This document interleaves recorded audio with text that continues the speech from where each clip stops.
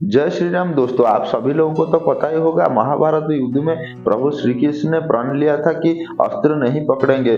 लेकिन ऐसा क्या हो गया था कि प्रभु श्री कृष्ण ने सुदर्शन चक्र पकड़ लिया था पितामह भीष्म को वध करने के लिए। आज हम इसी के बारे में पूरी विस्तार में जानेंगे। अगर आप चैनल पे नए हैं तो चैनल को सब्सक्राइब और वीडियो को लाइक जरूर से कर दीजिएगा। महाभारत युद्ध पहले दिन से 3 दिन तक पितामह भीष्म रक्षात्मक युद्ध करने लगे, मतलब पांडवों के ऊपर कोई भी मारात्मक अस्त्र नहीं छोड़ते थे। इसीलिए दुर्योधन गुस्सा हो गया, बोला आपको मैं सेनापति पद से मुक्त करता हूँ, मेरा मित्र कर्ण बनेगा सेनापति। पितामह भीष्म ने वचन दिया कि कल से मैं ऐसा युद्ध करूंगा, पांडवों की सेना के ध्वंस विध्वंस कर दूंगा।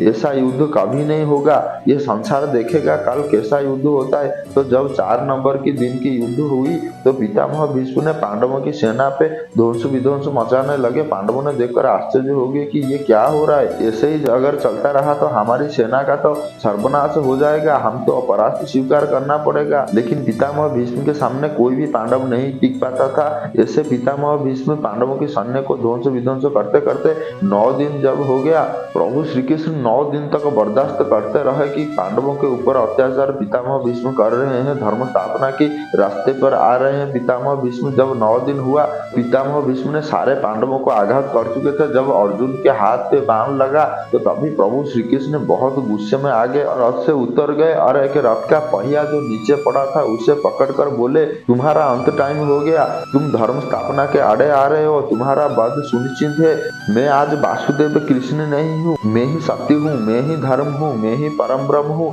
मुझे तुम्हें मारने के लिए कोई भी अस्त्र आवश्यक नहीं है, या मुझे कोई भी वचन या कोई भी प्रण मुझे रोक सकता है। पितामह भीष्म ने आश्चर्यचकित हो गए और नीचे उतरकर प्रभु श्री कृष्ण के चरणों में बैठकर बोले कि प्रभु मैं तो सिर्फ अपना वचन निभा रहा था या अपना प्रण निभा रहा था। तभी प्रभु श्री कृष्ण ने कहा कि तुम वचन निभा रहे थे सही, तुम धर्म के रास्ते पे हो सही, लेकिन तुम सिर्फ अपने धर्म के लिए बहुतों के साथ अधर्म किया। अपने वचन निभाने के लिए तुमने बहुत अन्याय किया है, बहुत अधर्म किया है। तभी पितामह भीष्म ने कहा कि जो भी मेरा अंतरात्मा ने कहा मैंने तो वही किया है। तभी प्रभु श्री कृष्ण ने कहा, क्या द्रौपदी का वस्त्र हरण भी तुम्हारा अंतरात्मा ने चाहता था, या दूध कीड़ा में जो छल हुआ वही तुम्हारा अंतरात्मा चाहता था, या अधर्म के साथ तुम युद्ध कर रहे हो ये भी तुम्हारा अंतरात्मा चाहता है। तभी पितामह भीष्म ने भी समझ गए थे कि मैं अपने प्राण रक्षा करने के लिए बहुतों के साथ अन्याय किया हूँ।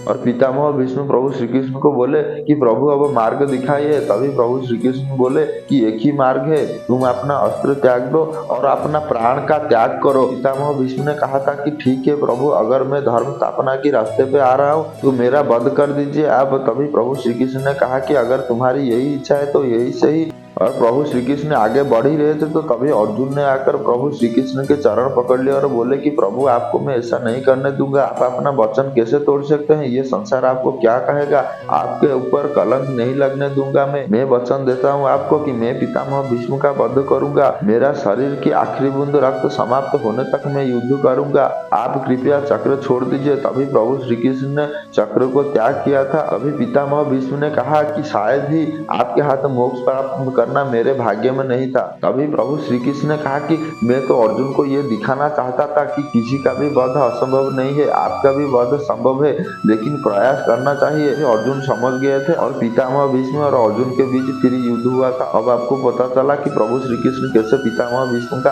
अंत कर देना चाहते थे। अगर आपको वीडियो अच्छा लगा तो वीडियो को लाइक और चैनल को सब्सक्राइब जरूर से कर दीजिएगा। जय श्री राम।